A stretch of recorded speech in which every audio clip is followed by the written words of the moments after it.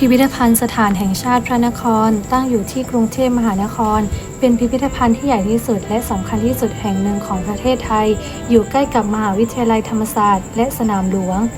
พิพิธภัณฑ์แห่งนี้ก่อตั้งขึ้นในสมัยรัชกาลที่5โดยพระบาทสมเด็จพระจุลจอมเกล้าเจ้าอยู่หัวเพื่อใช้เก็บรวบรวมและอนุรักษ์โบราณวัตถุศิลปะวัตถุและมรดกทางวัฒนธรรมของไทยให้ประชาชนได้ศึกษาเรียนรู้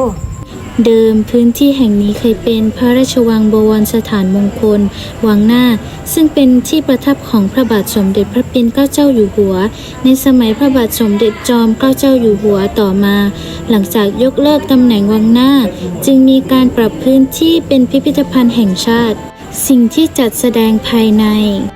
ในพิพิธภัณฑ์มีการจัดแสดงโบราณวัตถุจำนวนมากเช่นพระพุทธรูปสมัยต่างๆเช่นสุโขทัยอยุธยาและรัตนโกสินทร์ศิลปะวัตถุและเครื่องใช้โบราณเครื่องดนตรีไทยโบราณและศิลปะวัฒนธรรมไทย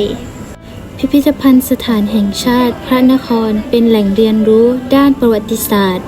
ศิลปะและวัฒนธรรมไทยที่สำคัญช่วยให้คนไทยและนักท่องเที่ยวได้เข้าใจความเป็นมาของประเทศไทยมากขึ้น